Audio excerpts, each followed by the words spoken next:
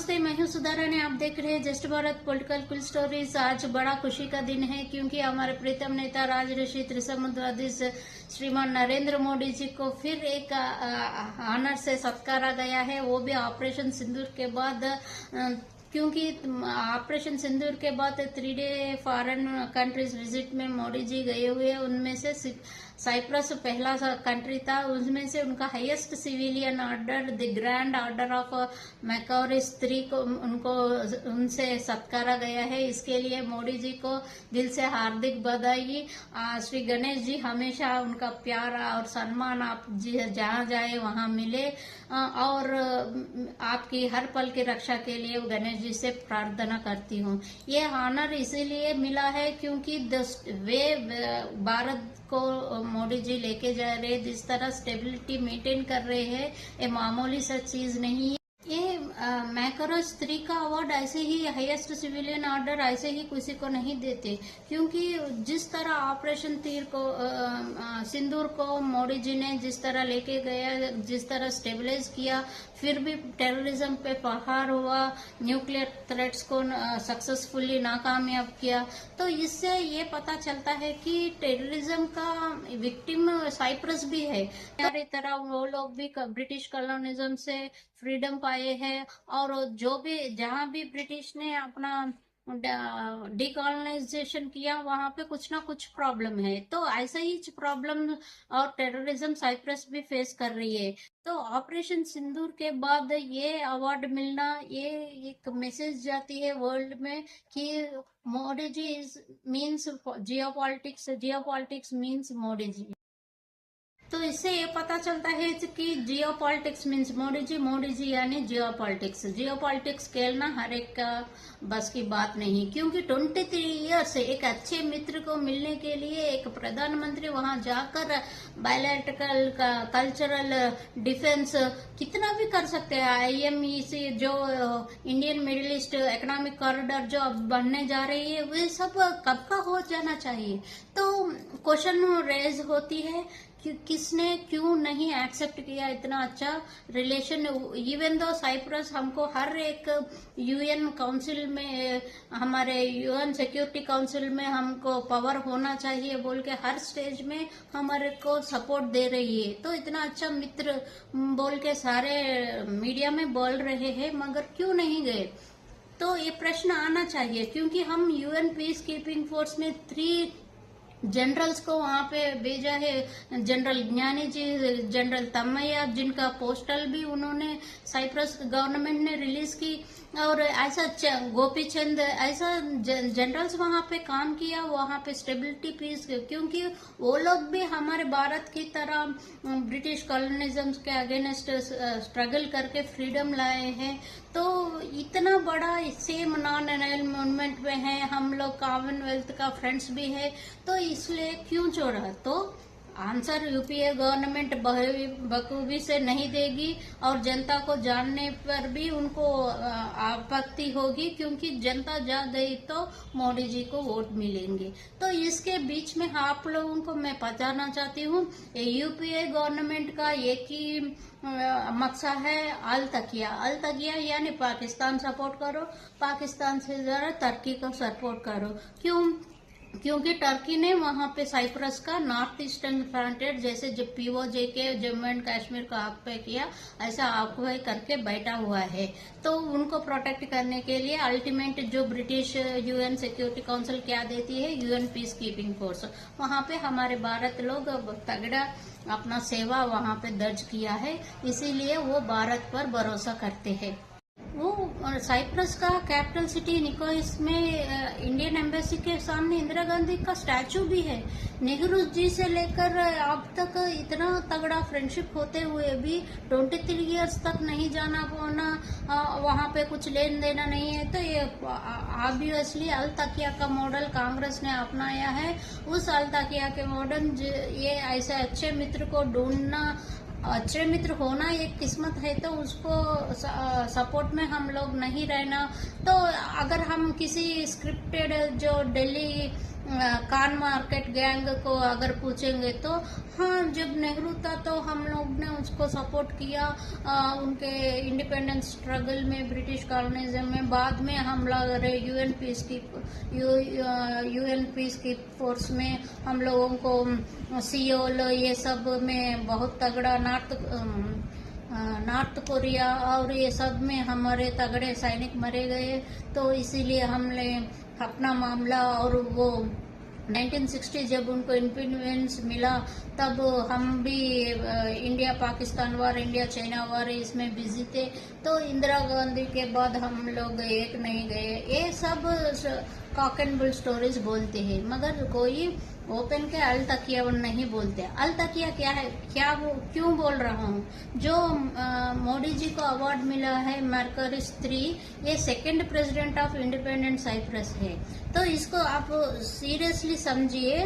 तो ये पालस्तीना इजराइल का नाटक, और ये अल तकिया लोग नाटक कैसे पहले विक्टिम कार्ड पे सिंपैथी कार्ड कैसे खेलते हैं, दुनिया भर में ये लोग अपना अलतकिया कैसे फैलाते हैं, ये आप इस चीज में समझिए। अगर 3 पॉइंट्स साइप्रस के बारे में और इन भारत का रिलेशनशिप के बारे में बोलना चाहे तो ये दिल्ली कान मार्केट गैंग जो मोदी जी बुलाते हैं, वो लोग एक ही स्क्रिप्ट बोलेंगे, नेहरू जी का विजन, नॉन अलाइंड मूवमेंट, और ये तो कॉमनवेल्थ का फ्रेंडशिप, ये बोलेंगे, ये रट्टा लिखकर बोलेंगे, मगर कोई भी ये बात नहीं बोलेंगे। अगर हमने इतना बड़ा सिविलियन अवार्ड मोदी जी को मर्करिस 3 का उनका मिला तो ये बोलना, ये संदर्भ उचित होता है, क्योंकि वो भारत देश का इतना प्रोमिनेंट प्रमुख लीडर था। जो जब फ्रीडम स्ट्रगल हो रही है साइप्रस के में, तो यूएन असेंबली में डिस्कशन होती है। ऐसे ही देश नहीं बनते ना, तो यूएन जनरल असेंबली में डिस्कशन होना चाहिए, उसको ड्राफ्ट और वोटिंग के लिए रखना चाहिए। तब हमारा देश का प्रोमिनेंट लीडर नेहरू जी से हट के, नेहरू जी से अगेंस्ट जाकर पाकिस्तान, टर्की को, लेबनान को, यूके को ऐसा दौड़ डाला कि साइप्रस को इंडिपेंडेंट मिलने का मौका उनके 100% चांसेस उन्होंने उनके फार्म करके उनको दे दिया। तो जैसे सुभाष चंद्र बोस जी ने हमको बोले कि तुम अपना खून दो, हम तुम्हें आजादी दिलाएंगे, ऐसे ही थे great words from great leaders. तो ये वी के कृष्ण मेनन जी को हम कभी नहीं भूलना चाहिए। उनकी वजह से आज एक देश इंडिपेंडेंट के लिए अपना काम कर रहा है, वो फ्रीडम उसको आई है। तो इनकी वजह से इन्होंने इनके लिए पीछे यूके ने, नेहरू उनका एजेंट है ना, तो वीके मिनन को अपना ड्राफ्ट वापस ले लो, साइप्रस इंडिपेंडेंट नहीं बनेंगी। जैसे हम लोगों को पहला स्टेटहुड देंगे, फिर आप लोग कॉन्स्टिट्यूशन लिखो, फिर बाद में देखा जाएगा। ये अगस्त फॉरम, ये सब ये हमको किस तरह हमको डील करके लास्ट में कितना भी वर्ल्ड वॉर 1 में हमारे फोर्सेस उनका काम आया, कितना तगड़ा काम करने के बावजूद भी किस तरह डिवीजन किया, वही डिवीजन का अप्लाने साइप्रस में करने वाले थे यूके, ब्रिटेन ने। तो तब वीके मिनन ने जोर से कांग्रेस, नेहरू को छोड़कर ये बोला कि एक ही स्टेटमेंट दिए साइप्रस लोगों को, नो शॉर्टकट टू फ्रीडम बोल के उन्होंने ऐसा डायलॉग दिया। तो साइप्रस लोग भी जाग गए। तो नहीं तो वो लोग कंफ्यूजन में थे, ग्रेट ग्रीस में मिल जाना या टर्किश में मिल जाना, क्या नहीं तो ब्रिटिश कॉलोनी में रह जाना, वो लोग स्ट्रगल कर रहे थे। तो उनको एक मौका दिया। तो इस तरह वी के कृष्ण मेनन जी ने जिस तरह यूएन जनरल असेंबली में साइप्रस को लोगों को उद्देशित कर रहे थे, there is no shortcut for freedom बोल के उन्होंने जैसे बोला, जिससे साइप्रस पॉपुलेशन भी, उनका पब्लिक भी जाग गए, ना ग्रीस में मिला ना टर्किश को अपने ऑक्युपेशन में आने दिया, क्योंकि 72% ग्रीस के साइप्रस लोग हैं, ग्रीस और साइप्रस के कल्चरल लोग हैं। तो 20% रहने वाले टर्किश लोग भी साइप्रस को हड़पने लगे, तो दो देश उन पर हड़पने की कोशिश को नाकामयाब बनने वाले वी के कृष्ण मेनन जी को हमको हमेशा याद रखना चाहिए। इतना मित्र ऐसे ही नहीं बनते, कितना कोशिश के बाद एक स्टेट को हमने फ्रीडम दिलाया। इसीलिए धर्म पर चलना कितना आवश्यकता है ये चीज हमको बोलती है। धर्म ही हमको रक्षा करती है, कोई और नहीं। ये वी के कृष्ण मेनन समझते हैं, क्योंकि यही ब्रिटेन यही प्रोसीजर जो भारत देश में अपना कर कश्मीर का और पाकिस्तान को डिवाइड करके ये सब हंगामा क्रिएट किया। तो ये हमारे दूसरों को नहीं होना हुए, यही है ना जागृति है ना, जो हमने पाया वो दर्द दूसरा नहीं पाना चाहिए। इतना अच्छे दिल रखने करने वाले वी के कृष्ण मेनन जी ने उनके देश को संबोधित करते हुए ऐसा बोला। तब ड्राफ्ट को मैनिपुलेट करने के लिए कोशिश हुई, तो ये मैक्रोस जी ने बाद में तब ये फ्रीडम फाइटर का रोल निभाते थे। तो ग्रीस एनासिस का सपोर्ट में थे। बाद में जब जनता 1960 में इनको इंडिपेंडेंस ना ग्रीस ना टर्की के मिलते हुए पूरा फ्रीडम मिला, तब इन्होंने सेकंड प्रेसिडेंट हुआ इस देश का। तो इनके नाम पे, क्योंकि आर्च बिशप बोलते हैं ना, आर्च बिशप की तरह ये कैथोलिक चर्च का बिशप है और फ्रीडम स्ट्रगल का पॉलिटिशियन भी है। तो इनके नाम पे हाईएस्ट सिविलियन अवार्ड दिया जा रहा है।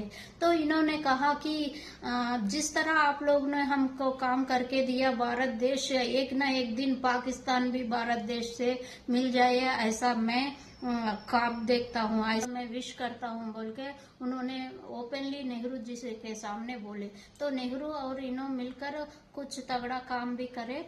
तो ये सब केवल और केवल वी के कृष्ण मेनन के बारे में ना बोले तो साइप्रस का हिस्ट्री भारत देश से कुछ भी नहीं होगा। तो दूसरा पॉइंट, तो इस तरह आर्च बिशप मैक्रोस स्त्री इतना भारत देश में सद्भावना रखते हैं, वो भी पाकिस्तान हमसे मिल जाए, मगर शायद भारत देश का इंडियन आर्मी ही ऐसा है जो बांग्लादेश को जीतकर बांग्लादेश को छोड़ दिया, कश्मीर को जीतकर पाकिस्तान को जीतकर 93,000 आर्मी को फिर से देकर पाकिस्तान को छोड़ दिया। तो हमारे ख्वाब टूट जा रहे हैं इन कांग्रेस का अल-तकिया की वजह से। ये सब नहीं होने पर, मगर साइप्रस भी समझती है कि पाकिस्तान भारत देश से नाजायज की ख्वाबों की वजह से, नाजायज की ये अल-तकिया की मॉडल की वजह से टूटी बोल के।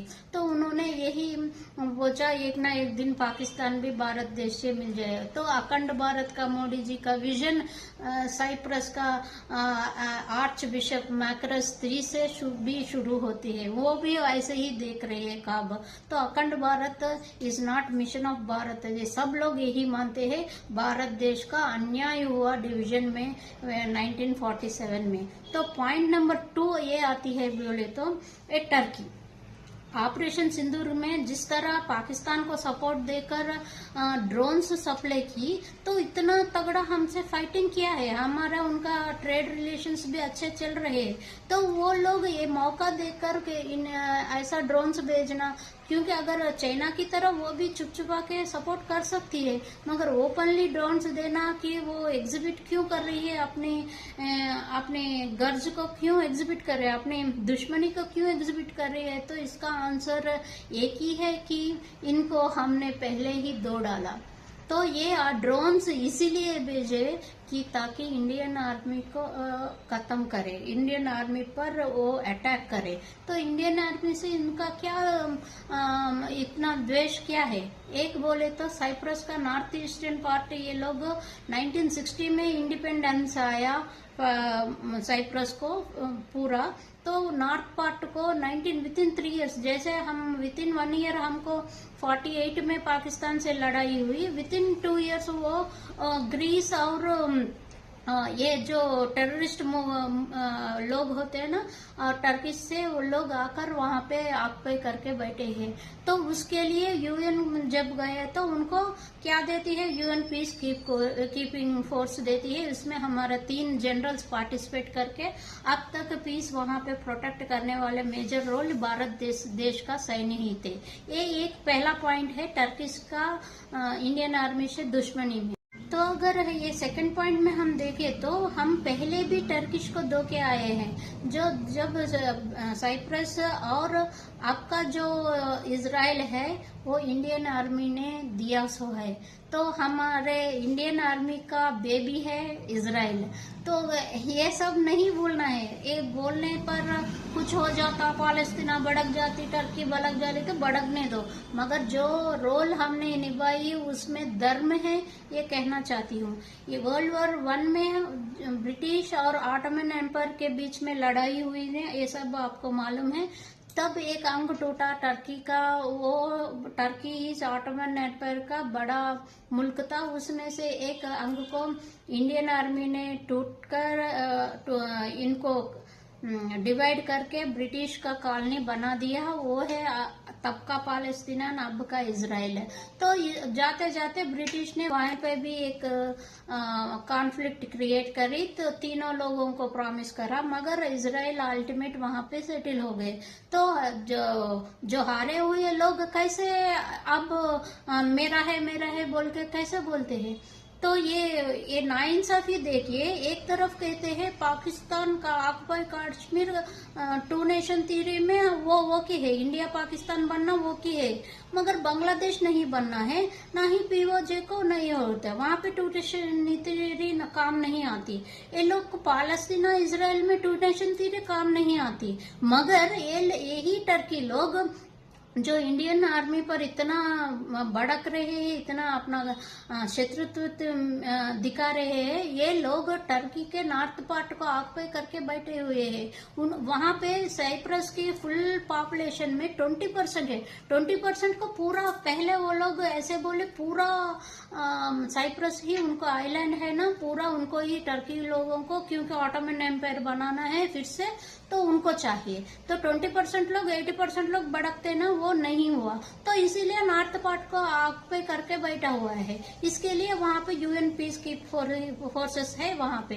तो ये लोग को जहां जहां उनका अलतकिया चलती है वहां पे पार्टीशन होना है। तो उनका स्लोगन क्या है बोलो, इधर साइप्रस का पार्टीशन और डेथ। जैसे रलीव गलीव चलीव, वो कश्मीरियत, हुकूमत, ये हुर्रियत, क्या क्या के बोले ना, ये यूएन सिक्योरिटी फोर्स के ड्रामा वो ही चल रही है ये साइप्रस। तो ऑटोमन एम्पायर का डिफीट में भारत, ब्रिटिश इंडियन आर्मी का जितना रोल था, इसकी वजह से वो पाकिस्तान को ड्रोन्स भेजकर इंडियन आर्मी को अटैक करना चाहते हैं। मगर इंडियन आर्मी है, इसको वर्ल्ड वॉर 1 में धो डाला, अब भी धो डाल सकती है। ये कोई सोचने की बात नहीं है। इसीलिए मोदी जी का इस स्ट्रैटेजिकल प्रेजेंस वाली साइप्रस में जाकर अपना डिफेंस बायलैटरल मीटिंग्स करना, ये हमारे लिए मरती है और टर्की को मिर्ची लगती है। तो मैं गर्व से कहती हूँ, इंडियन आर्मी का क्यूट बेबी है इजराइल। और लोग पालस्तीना को, एक्चुअली पालस्तीना लोगों को टर्की, अगर तुम्हारे देश लोगों को तुम नहीं एक्सेप्ट करेंगे तो कौन एक्सेप्ट करेंगे। तुम हारे हुए वो पालस्तीना एरिया को ब्रिटिशर्स ने इजराइल को दे दी। तो इसमें इजराइल का काम नहीं, मगर वहां पे 2 नेशंस थ्योरी पॉसिबिलिटी नहीं होगी क्योंकि अलतकिया चलना है। मगर इंडिया में हारा हुआ इंडिया पाकिस्तान डिवाइड हो, बहरीन से डिवाइड होती है, बाद में मिलते नहीं है। मगर ऊपर से ये लोग 72 वार में हार जाते हैं, 93,000 में आर्मी सरेंडर हो जाते हैं। फिर भी हम नहीं क्लेम कर रहे, ये अखंड भारत होने नहीं देंगे कि कांग्रेस लोग, ये पाकिस्तान टर्की लोग मिलकर अलतकिया चलाना है, नहीं मिलने देंगे। हमको अन्याय हुआ है। ये यहाँ पे 2 नेशन थ्योरी चलती है, वहां पे नहीं चलती। तो ये अल्तकिया को मॉडल को हम जहां भी देखो इसको एक्सपोज करना ही मेरा कर्तव्य है और मैं करती रहूंगी। आपको भी समझ में आया क्यों ने टर्किश ने ड्रोन्स भेजा है और उसका मकसद है इंडियन आर्मी को टारगेट करना। ये हम होने नहीं देंगे, इसीलिए मोदी जी का प्रेजेंस अब मिर्ची लगेगी। ये है जियोपॉलिटिक्स का खेल और मोदी जी बहुकुमिक समझते हैं साइप्रस भारत का रिलेशंस क्या है, उसका और तगड़े कैसे बनाने हैं मोदी जी को मालूम है। जो जियोपॉलिटिक्स खेलना हर एक का चीज नहीं है। ये इंदिरा गांधी भी तब गई जब साइप्रस को इंडिपेंडेंस मिला, तो क्योंकि नेहरू ने अपना स्ट्रैटेजी के जैसे कश्मीर को बना दिया ऐसे ही साइप्रस को छोड़ दिया, मगर वी.के. कृष्ण मेनन जी ने उनको उनके लोगों को जगाकर उनको इंडिपेंडेंस दिया। ये वो लोग भी नहीं भूलना चाहिए, ये भारत देश भी भूलना चाहिए। गर्व से करो Israel is our cute baby of Indian army बोल के गर्व से कहो, और टर्की को ढो डाला ये भी गर्व से कहो। ये मैं आप सबसे विनती करती हूँ। आपका क्या राय है आप भी कमेंट में लिखिए।